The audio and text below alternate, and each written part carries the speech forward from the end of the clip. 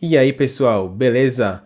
No vídeo de hoje vamos dar continuidade ao nosso projeto de implementação do Spark no Kubernetes, utilizando ali o Kubeflow Spark Operator, e vamos fazer algumas coisas interessantes nesse vídeo aqui, tá bom? Primeiro, a gente vai ver ali como configurar um código PySpark com Iceberg, tá bom?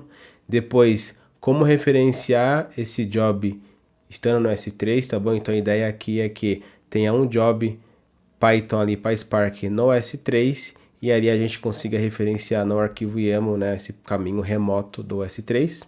E por fim, vamos rodar o job escrevendo em Iceberg no S3, tá? Integrando ali tudo certinho, utilizando as melhores práticas. Então a primeira delas é como que a gente pode utilizar Iceberg aqui com Spark. Então aqui no repositório do GitHub vai estar disponível para vocês esse código Python aqui, tá bom? Utilizando ali PySpark. E aqui é um código bem simples, tá bom? Demonstrando ali como criar uma tabela Iceberg. Então aqui eu tenho as configurações do Spark Session. Aqui eu tenho mais detalhes ali de criar um esquema, estou criando data frame, estou salvando aqui no formato Iceberg, estou chamando essa tabela aqui, né, passando ali o esquema e a tabela, chamado taxes. Então uma vez que a gente tem esse código PySpark criado, como a gente já sabe, esse arquivo PySpark ele é referenciado através de um arquivo YAML, e aqui, né, a gente passa o Kind Spark Application, o nome desse job, qual o namespace que ele será aplicado, tá bom? E aí aqui já dando detalhes de como que a gente consegue referenciar um job remoto, tá bom? Então nos vídeos, além dos primeiros vídeos da série, a gente viu, né, que a gente consegue passar um caminho local da imagem da Docker Image, tá bom? Aqui já estou fazendo diferente, tá? Então eu tenho esse código aqui, PySpark, hospedado lá no S3. E mais um detalhe importante, a gente construiu uma imagem do Spark, tá bom? Uma imagem que a gente viu, uma imagem que a gente construiu ali nos primeiros vídeos da série, tá bom? Então eu estou utilizando essa mesma imagem aqui, só que com detalhe, essa imagem ela não tem o jar do Iceberg necessário para tá utilizando aqui com o Spark, tá bom? E aí como que a gente pode fazer? A gente pode editar ali o Dockerfile adicionando o jar do Iceberg, tá? Essa é uma forma. A outra forma que eu estou mostrando aqui para vocês diferente é através da propriedade chamada packages, tá bom? E aí aqui a gente passa as coordenadas do Maven, tá bom? Então a gente está usando aqui o Spark 3.5 com escala 2.12 e a versão 1.7.0 aqui dessa lib aqui desse jar do Iceberg, tá bom? Se vocês quiserem mudar aqui essa versão, é bem tranquilo, tá? Então a gente pode ir ali no repositório Maven. Vou abrir aqui. Procurar por Iceberg Spark Maven. E aí esse primeiro link aqui a gente vai cair, só que não é nesse. Tem que procurar por Runtime 3, Runtime 3.5 aqui. E aí no nosso caso a gente está usando, né, a gente pode pegar a última versão aqui, 1.7. E aí a gente pode pegar tanto para a escala 2.12 ou quanto para a escala 2.13, tá bom? Então você clica aqui na 2.12, ele vai trazer aqui, digamos, a coordenada desse pacote, tá? Desse jar. E é basicamente copiar essa coordenada aqui e colar nesse YAML, tá bom? Então caso vocês queiram mudar para essa versão, pode se referenciar ali através do Maven. E um outro ponto de boas práticas que a gente está fazendo aqui é que no Spark Conf, né, como que a gente vai fazer a integração do Spark com o S3, tá? Tem algumas formas, a primeira delas é a gente fazer através do Spark Conf, declarando ali a propriedade Secret Key e Access Key, tá bom? Então a gente colocaria aqui dentro do Spark Conf Access Key e Secret Key, tá bom? Só que essa forma, ela não é uma forma ali, digamos, recomendada, tá? Tem questão de segurança envolvida, por mais que você coloque ali variável de ambiente, não seria a melhor forma, tá? A melhor forma que a gente tem é utilizando recursos nativos ali do próprio Kubernetes, que a gente vai fazer aqui agora nesse vídeo, que é utilizando os próprios Services Account, tá? E a ideia é que a gente tenha um Service Account e esse Service Account tem a permissão de assumir uma role ali do IAM da AWS, tá? E tem uma sigla para isso, né, para esse nome, que é IRSA, IAM Roles for Service Account, tá? E aí essa é a maneira mais recomendada que a gente tem ali para poder estar fazendo a integração do S3, e aí ele vai conseguir fazer a leitura desse path aqui e também escrever dados no S3, que é o que a gente quer, tá bom? Então, ao invés de eu passar um security key, né, a gente vai configurar esse Service Account para assumir uma role do IAM, e aí uma vez configurado, a gente passa essa propriedade aqui de Credentials Provider, né? E aí a gente passa aqui esse Web Identity Token, que é cada vez que esse pod aqui foi executado, enfim, ele vai ter ali uma key específica para ele, né? Vai ser criado um token para esse job, e esse token ali vai ter a permissão de fazer a integração com o S3. Então, beleza. Aqui para baixo não tem muita coisa, tá? Padrão, configurações padrões que a gente já vem aqui utilizando, tá? Lembrando que quando a gente instalar ali o Spark Operator, ele já cria para a gente um Service Account chamado Spark Operator Spark, tá bom? E aí esse Service Account que a gente está utilizando para poder estar submetendo os jobs, tá? E aí qual que é a ideia? A ideia é a gente editar esse Service Account aqui, tá bom? De uma forma que esse Service Account tenha permissão de integrar com o S3 para fazer leitura e escrita. E aí a forma que a gente libera essa permissão de um Service Account assumir uma role é através de anotações ali do Kubernetes. Então a gente vai adicionar uma anotação para esse Service Account falando que ele pode assumir uma role, que a gente vai criar essa role também, e essa role vai ter permissão de escrever no S3. Então tudo isso que eu falei também está na documentação da AWS, tá bom? Que eu vou deixar aqui para vocês, tá? Inclusive já deixei aqui aberta, vai estar na descrição para vocês também. Então é basicamente seguir essa documentação aqui, tá? Onde a gente vai ter uma IAM, vai estar ali atachada a uma Service Account do Kubernetes, tá? Então aqui explica todo o passo a passo, pré-requisitos, aqui está sendo criado, né, uma policy lá no IAM, com permissão de get object no S3, e aí ele vai dando aqui o passo a passo do que deve ser feito, cria policy, cria um Service Account. No nosso caso não vai precisar criar Service Account, porque já está criado, tá? O Spark Operator já criou para a gente. E como ele é utilizado ali no permissionamento do Jobs Spark, então a gente não precisa criar um outro, tá? E aí aqui tem todo o passo a passo. E aí criamos uma outra role aqui, com a permissão de Web Identity, e aí a gente especifica namespace e o Service Account, e aí a gente vai descendo aqui o documento, né, até que ele vai fazer a anotação, né? Então ele vai editar um Service Account, adicionando a anotação, né? E a anotação aqui corresponde ao ID da conta e a role que a gente acabou de criar, tá bom? E aí dessa maneira é uma forma segura que a gente tem de estar integrando a uma IAM, e dessa maneira aqui a gente tem ali a permissão de uma Service Account do Kubernetes interagir ali com o S3 ou algum outro objeto, uma outra ferramenta que a gente tem lá no AWS, beleza? Então vamos seguir uma parte dessa documentação aqui, tá? Para facilitar, eu também deixei aqui no repositório o arquivo S3, tá? Que vai criar uma policy permitindo qualquer ação nesse bucket. E também ali o arquivo que vai criar uma role de Web Identity. E aí que eu já deixei resolvido os nomes, tá? Então, qual que é o namespace e qual que é o Service Account que a gente vai estar utilizando, tá? Então, recapitulando, vamos criar uma policy ali no S3, criar uma role e por fim editar o Service Account aqui do Spark Operator para que ele tenha a permissão de assumir a role e interagir ali com o S3. Então bora aqui para doc e vamos executar alguns trechos dela, tá bom? Então o primeiro passo aqui é criar uma policy do IAM, tá? Aqui ele deu o exemplo, mas no nosso caso aqui a gente vai usar esse JSON aqui, tá? Que a gente está liberando qualquer ação ali no S3 nesse bucket, tá? Então aqui no novo terminal eu vou pegar esse comando,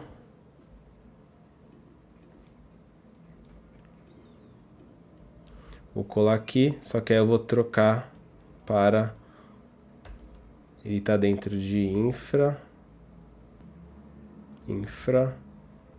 IRSA S3.json.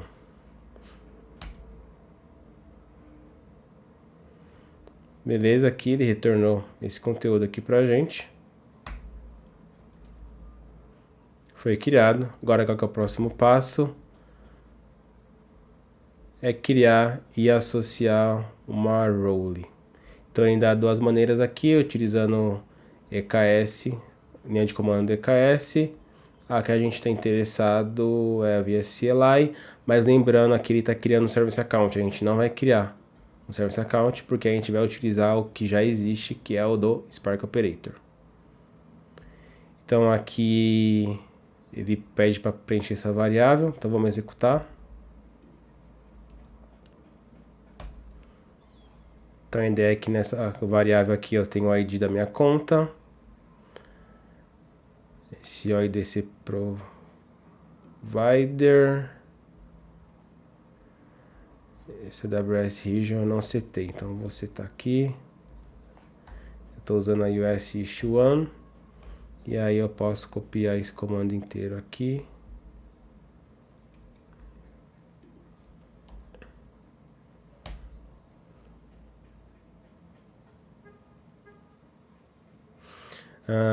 Tá, eu não troquei ali o nome do cluster. Opa.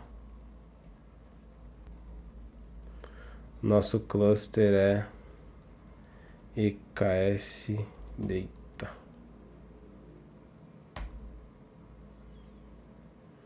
Beleza.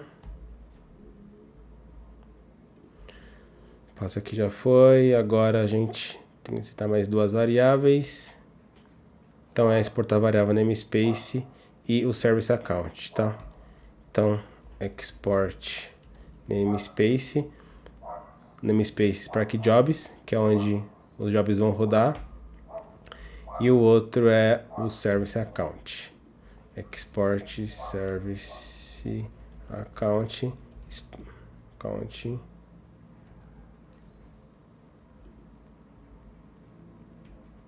service account Spark Operator Spark. Beleza? E aí aqui esse passo a gente vai estar criando a role ali de Web Identity, tá bom? Esse JSON aqui, eu uso aqui algumas variáveis, mas no meu caso já deixei ela resolvida aqui. Então, conforme a doc aqui, a ideia é criar uma role passando esse arquivo JSON aqui. Então vou copiar, deixa eu dar para a tela. Posso colocar aqui uma descrição qualquer, web identity role for EKS data cluster, por exemplo. O path aqui do arquivo eu tenho que passar o caminho completo porque eu estou na raiz, infra, RSA e beleza. Dá um enter. Beleza, retornou esse payload aqui pra gente, praticamente tudo certo.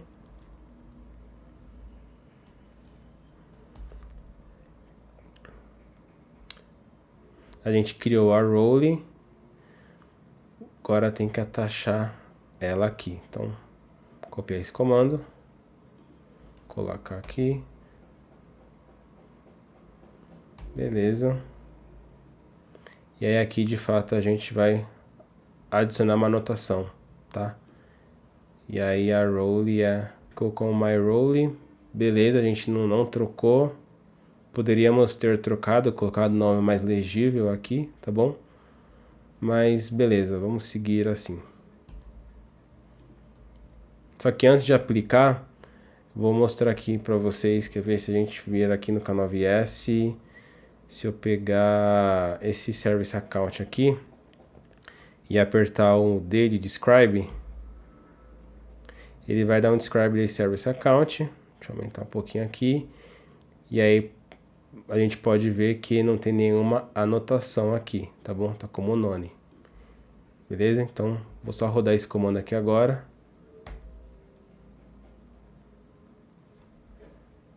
foi adicionada uma anotação. Se a gente voltar aqui, ele não vai atualizar, vou ter que entrar de novo, dar um describe. Vai estar ali já resolvido certinho, tá bom? Com a conta e a role que a gente criou aqui, chamada MyRole, tá? O nome não ficou tão legal, mas enfim, a gente poderia ter trocado ali, como a gente comentou. Então, uma vez Servant Account aqui configurado com a anotação, vamos testar o nosso Job Spark agora. Deixa eu fechar isso aqui. Eu vou pegar esse job aqui, tá bom? Então, eu tô ali baixando a imagem do Spark. Aqui é um ponto, assim, de observação, tá? Que toda vez que você rodar esse job aqui, ele vai fazer o download desse jar, tá bom? Então, se eu rodar ele 10 vezes, vai rodar 10 vezes o download desse package aqui, tá? É uma forma aí que você pode também estar utilizando caso ache necessário. Se você não quer que toda hora que for submeter o job faça o download, você pode adicionar o jar diretamente ali no Dockerfile, que já vai estar tudo pronto, beleza? Então aqui de configuração é apenas isso, tá bom? Passando aqui Credentials Provider, Web Identity, tá bom?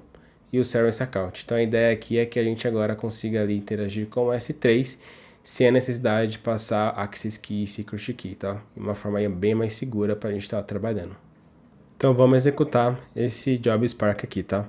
Então eu vou abrir aqui um novo terminal para limpar isso aqui.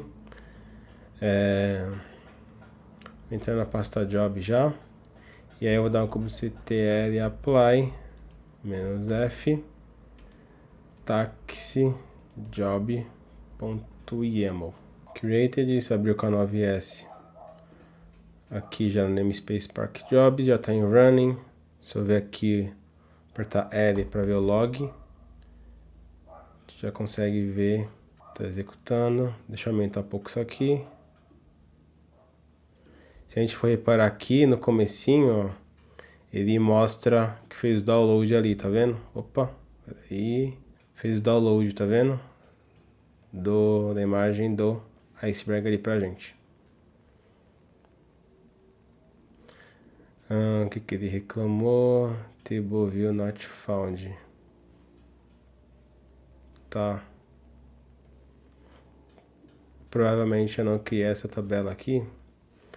Deixa eu ver. Então eu posso tirar esse mode aqui. Aqui vai resolver. Vamos atualizar ali também já esse código. Então posso fazer AWS S3CP. Tô na pasta job já, teste iceberg, e vou jogar lá para dentro do S3, tá? A pasta scripts. Atualizou, então vamos executar aqui o nosso job. Aqui ele deu um changed, porque a gente não trocou o nome.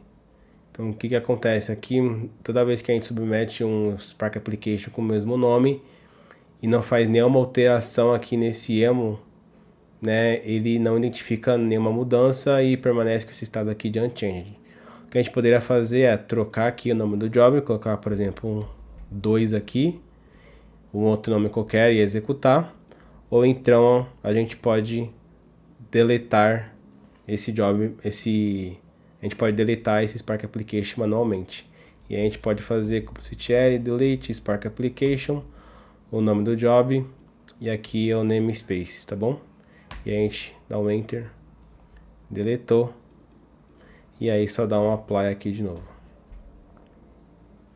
Uma outra forma que a gente tem também é setar aqui uma configuração de TTL, tá? Então, quando esse job é submetido, ele fica ali algum tempo ainda no Kubernetes ali armazenado, e aí depois ele expira, tá? Então, uma outra forma que a gente tem também para controlar. Então, vamos ver aqui a execução.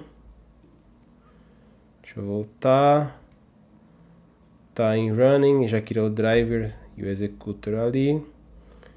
Então, se a gente for subir aqui um pouquinho a tela, ele tá printando bastante coisa, mas vamos subir aqui.